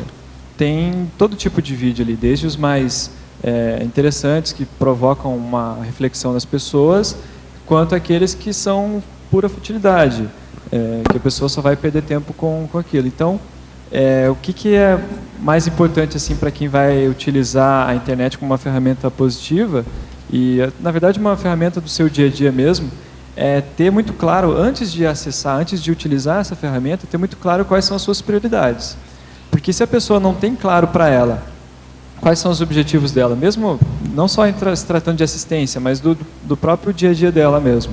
Se ela não sabe para que ela vai utilizar aquela ferramenta, então a própria ferramenta vai engolir ela. Você entra num site, por exemplo, e tem uma série de links que podem levar você para vários conteúdos diferentes. Se você não sabe exatamente qual conteúdo você quer acessar, você vai clicando de um link para o outro, e quando você vê, você passou horas navegando sem direcionamento nenhum. E agora, em relação à assistência, a internet a gente vai utilizar, eu penso que a gente vai utilizar cada vez mais para justamente como uma ferramenta de assistência, ferramenta para a gente ajudar as outras pessoas. Mas a única questão é que a gente tem que estar atento para isso, né? Até onde a gente está se dispersando, até onde a gente está realmente assistindo essa pessoa. Tá certo, obrigada. Nada. Diego, aqui você coloca na primeira página, na fatologia, deixa eu achar aqui, o padrão de comportamento online, evidenciando a saúde psicológica offline. Você colocando isso, você quer dizer que a pessoa se desliga do mundo? Não, o que eu quis dizer aí com esse padrão de comportamento online evidenciando a saúde psicológica offline? Tem uma pesquisa que foi feita numa universidade americana, em que os pesquisadores, eles mapearam, primeiro eles fizeram um teste com as pessoas para ver como é que estava a saúde psicológica delas. Então eles descobriram que havia um percentual de pessoas lá que estavam com depressão. Depois, eles mapearam o comportamento dessas pessoas na internet. Como é que elas estavam usando a internet, que tipo de conteúdo eles estavam acessando, via mais vídeo ou acessava mais e-mails. E daí eles perceberam que justamente as pessoas que estavam com depressão, elas tinham um comportamento diferente daquelas que estavam saudáveis. Qual que era esse comportamento? Era um processo muito mais de ansiedade. Assim, elas estavam acessando com muito mais frequência e-mails, assistindo muito mais vídeos, baixando muito mais músicas. Então, a pessoa que ela estava com um problema psicológico, no caso que foi levantada a depressão, ela estava num padrão muito mais intenso de uso dessas ferramentas. Então, quando eu coloquei ali que a saúde psicológica, o comportamento online evidenciando a saúde psicológica offline, é que você observando o modo como você se comporta na internet, você pode ter uma noção de como você está offline, fora da rede, em relação à tua saúde psicológica. Você entendeu? Aham. Beleza. O Diego, na efeitologia, você fala também sobre o efeito do max planejamento invexológico. Você poderia comentar como é que isso para você em relação ao teu tema? Bem pertinente essa questão, assim, tem a ver com o que eu estava falando agora há pouco em relação ao objetivo, né? O que o maxi planejamento ele vai fazer, ele vai trazer para o inversor, e até também falando do que a gente estava comentando em relação aos jovens, né? Um jovem que se predispõe, que se posiciona em relação à aplicação da técnica da inversão existencial, ele, logicamente, tem que ter por objetivo, já está assumindo por objetivo completismo existencial, já está assumindo a ideia de que ele tem uma proexis, já está assumindo todas essas questões que estão por trás da técnica da inversão existencial. Mas ele só vai se tornar um aplicante de fato dessa técnica quando ele começar a utilizar essas ferramentas que estão inseridas dentro do contexto da Invexis. No caso, daí o Maxi Planejamento é uma das bases. Você vai se planejar, você vai estabelecer quais são suas metas, ali de curto, médio e longo prazo, relativas ao cumprimento da tua proexis, e vai pensar em todas aquelas questões relativas às diferentes áreas da sua vida nesse contexto. E quando a pessoa assume essa condição de inversor existencial, e quando ele de fato vai lá, e no meu caso, já faz mais ou menos 1 ano e meio, um ano mais ou menos que eu elaborei o meu Maxi Planejamento, e até estou precisando dar uma revisada nele, o que eu percebi fazendo esse exercício de planejamento de longo prazo? Que você começa a abrir mão de várias coisas que são secundárias. E aí que você começa a ter mais condições de lidar com essa fartura de informações, essa fartura de possibilidades que a gente encontra no nosso dia a dia. Porque hoje a gente realmente vive numa era de fartura, de informações, de conteúdo, de recursos financeiros, conscienciais, energéticos, de contatos. É uma era de fartura. Então, se a gente não tiver bem claro quais são os nossos objetivos dentro desse contexto, a gente é levado pela maré. É levado e vai ficar sem rumo mesmo. O Maxi Planejamento justamente para você estabelecer tua bússola ali. Não, esse é o ponteiro, é para cá que eu estou apontando, é aqui que eu quero chegar. E você não vai... É muito mais difícil você se dispersar nessa condição. Agora, Diego, ele pergunta aqui, qual a sua opinião a respeito desse novo aplicativo chamado WhatsApp? Recentemente, um jovem piauiense cometeu autocídio devido a um vídeo íntimo dela, uma jovem, com outras 2 consciências adolescentes. O vídeo, então, caiu na rede e provocou autocídio. Isso. Eu particularmente, não utilizo o WhatsApp. O que eu sei do WhatsApp é que ele é uma ferramenta qual é o principal benefício que ela proporciona. Para quem não quer utilizar as mensagens de texto do celular, você pode utilizar o WhatsApp, que ele é bem mais barato, é bem mais fácil, você não tem uma limitação ali de custo. Basta você ter um pacote de internet no seu celular e você pode ficar se comunicando com as pessoas e ele tem uma série de facilidades nesse sentido. Mas eu não tenho experiência de uso com ele porque eu não sou usuário. Nesse aspecto, talvez tenha algumas questões que sejam positivas, mas esse não é o primeiro caso que eu já vi relacionado à divulgação de conteúdo na internet, através do WhatsApp, que era relacionado à vida íntima de outra pessoa. Além desse caso, esse caso eu não sabia, que foi citado agora, mas teve um mês atrás, mais ou menos, uma menina de Goiás, que também o namorado divulgou o vídeo dela com ele ali através do WhatsApp. E depois disso ela não podia mais sair de casa. Não saía de casa, a vida dela ficou completamente de cabeça para baixo nessa condição. Então, se a ferramenta é neutra, né? O problema é o tipo de uso que você faz dela. A ferramenta pode ter uma série de questões positivas ferramentas positivas que você vai utilizar. Mas você sempre vai encontrar essas pessoas, na verdade a patologia não é da ferramenta, é da pessoa que está utilizando ela, que se predispõe a divulgar esse tipo de conteúdo. Né? Certo. Você quer perguntar? Diego, aqui na página 21, em Teologia, a web sendo campo fértil para a disseminação das teorias da conspiração. Como que você vê essa questão o que as pessoas colocam ali, o que é verdade, o que não é verdade, ou se está realmente se tornando uma conspiração? Então, a gente tem um caso recente aí do que foi divulgado, de toda a massa de conteúdo que foi criada em torno da ideia de que o mundo ia acabar em 2012, né? Então, aí, por trás da ideia de fim de mundo que aconteceu em 2012, tinha outros conteúdos que corriam também relacionados aos Illuminati e toda essa conspiração que o pessoal sempre aponta que tem alguém malvado por trás das organizações principais que estão aí no mundo. E tem uma série de informações que, se você começar a levantar, você passa dias só lendo sobre isso. Aí, assim, o que é verdade e o que não é verdade é muito difícil a gente estabelecer só lendo o conteúdo pela internet. O que é mais sério, eu vejo, é qual que é a utilidade daquela informação para o teu dia a dia. Aquilo vai fazer alguma diferença na tua manifestação no teu dia a dia? Você vai agir de modo mais maduro? Se não for ajudar, então não vale a pena ler esse tipo de conteúdo. No caso da usina nuclear lá do Japão, né? De Fukushima? De Fukushima. A gente vê muitas coisas na internet e não vê tantas coisas assim na televisão falando sobre Fukushima. Sim. É mais ou menos nessa questão aí? Provavelmente, não vou dizer aqui que tudo que passa no jornalismo convencional é verdade, o que é teoria da conspiração ou que está na internet seja mentira. Pode ser que tenha muita informação ali que seja real, mas qual que é a nossa capacidade de ter realmente a confirmação de que essa informação é real? Qual que é a nossa capacidade de ter alguma ação relativa a essa informação?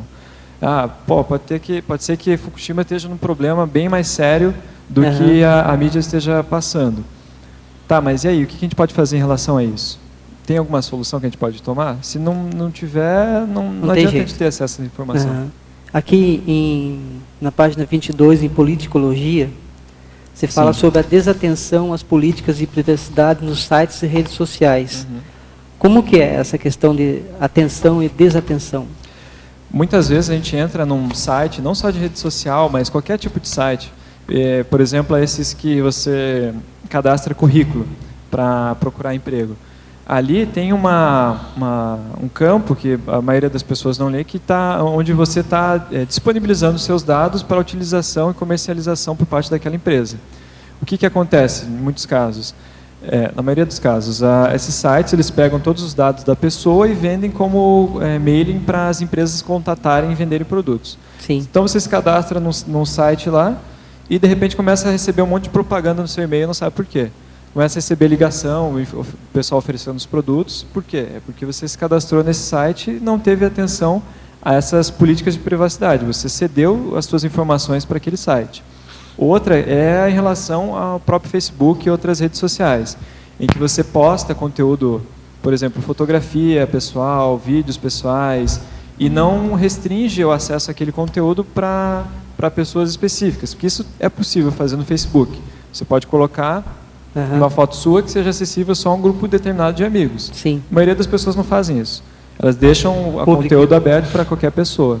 E daí entra nessa condição de... E nos sites, por exemplo, você tem que olhar ali na barra de ferramentas, de endereço HTTP ou HTTPS, que é essa questão de segurança que você está falando? Não só isso, não só o fato do site ser seguro, se ele tem algum aplicativo, algum vírus ali, mas o próprio fato de você, na hora de se inscrever, de aderir a algum serviço na internet, você lê todas as políticas de privacidade do site, que eles disponibilizam. Você vai criar uma conta de e-mail, por exemplo, se você for lá ver, vai ter uma série de tópicos relacionados ao uso das informações que você coloca ali naquele site. Ok. Obrigado. Diego, vamos lá que a gente ainda tem perguntas. Vamos lá. Vai você, ele e a gente entra aqui para tentar responder todas. Isso, dá uma acelerada. Diego, parabéns aí pelo verbete. Obrigado. Eu queria ver uma ideia contigo aqui, que no Paradoxologia, na página 22, eu acho que ficaria melhor ali onde está dizendo o paradoxo de o grande volume de conteúdo da web gerar superficialidade. Eu acho que essa palavra gerar deveria ser substituída por alguma coisa tipo estimular a superficialidade ou proporcionar, talvez, alguma coisa assim, porque isso vai depender do pesquisador. A grande maioria das pessoas, elas não vão passar da primeira página de uma pesquisa do Google. Mas o pesquisador sério, ele pode pesquisar e ter conteúdo profundo da internet. Né? Sim. É só uma questão de atitude do pesquisador. Talvez colocar a palavra poder, né? Poder gerar. Poder gerar superficialidade. Talvez isso. Tá? E mais uma coisinha só, na acabativa lá, não sei se você já foi visto, na remissiologia, o tópico 5, autodispersividade. Está grafado incorretamente ali, autoexperimentologia. Já vimos. Já foi visto, né? Joia, obrigada. Obrigado. Beleza. Diego, então, tem uma pergunta aqui também. Parabéns pelo verbete tão rico em detalhes. Ele pergunta qual a sua opinião sobre os e-books e afins Se haverá uma queda do número de leitores críticos e reflexivos ao longo do tempo com a cultura audiovisual da internet. Então, isso é uma coisa que se discute bastante em relação à própria mídia como um todo, né? Já se discutiu em relação ao rádio. Com o surgimento da televisão, vai sumir o rádio? Com o surgimento da internet, vai sumir a televisão? Com o surgimento dos e-books, vão sumir os livros? O que acontece é que essas mídias, elas encontram posicionamento e não desaparecem. O rádio não deixou de existir em relação a todas as mídias que foram criadas em sequência. A televisão não acabou com o cinema e nem acabou com o teatro. Cada um encontrou seu público específico. E o livro vai continuar existindo. E até é interessante que hoje em dia a gente vive, principalmente no Brasil, um crescimento no volume de livros que são vendidos a cada ano. Mesmo com o surgimento da internet, os livros estão sendo vendidos, as pessoas estão acessando esse conteúdo. E a leitura nos e-books, a leitura através de livros eletrônicos, ela é muito complicada, né? Não é a mesma coisa de você segurar um papel ali. A relação que a gente estabelece com a mídia, com o veículo de comunicação ali, ela é multissensorial. Não é só a visão que você está utilizando, é o tato, o olfato, o cheiro do livro, tudo isso está envolvido na experiência de ler, de acessar aquele conteúdo. Então, eu vejo que quem deseja pesquisar profundamente um tema, e não são poucas pessoas, a gente vê pelo número de pessoas nas universidades e tudo mais, elas vão continuar utilizando livros. Os e-books vão existir como uma ferramenta adicional, mas os livros vão continuar existindo. Agora ele pergunta também quem é o pirata Deep Web.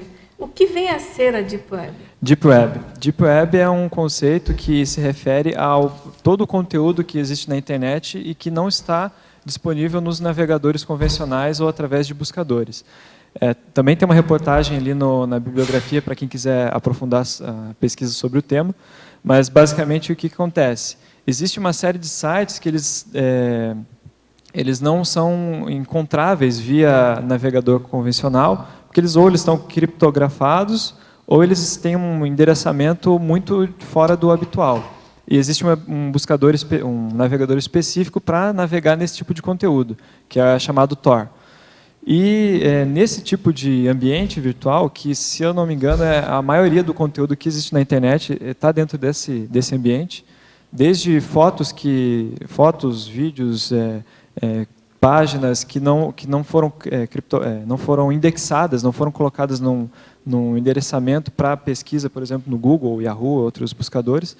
E nesse ambiente, qual que é o padrão? Assim, existe todo tipo de conteúdo, mas principalmente aquelas pessoas que estão procurando fugir dos holofotes, querendo viver numa condição de submundo ali. Por exemplo, sites de venda de drogas, sites de pedofilia, sites de tráfico de armas. Então, os piratas que navegam nesse tipo de mar aí da internet são essas pessoas.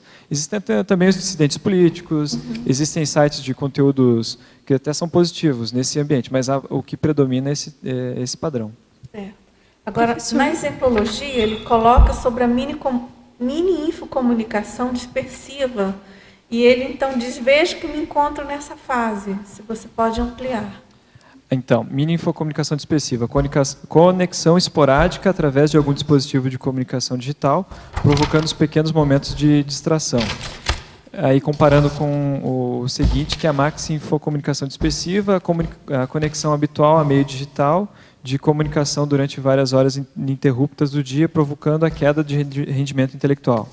Essa mini-infocomunicação dispersiva é aquele caso em que você ainda está numa condição em que, de vez em quando, você acessa a internet e se dispersa naquele momento específico, mas isso não é um padrão. Quando é esporádico, é nessa condição de mini-infocomunicação dispersiva, que é muito mais fácil de você lidar com isso, você consegue se organizar, você ainda não é, digamos assim, dependente dessa condição de estar conectado à internet.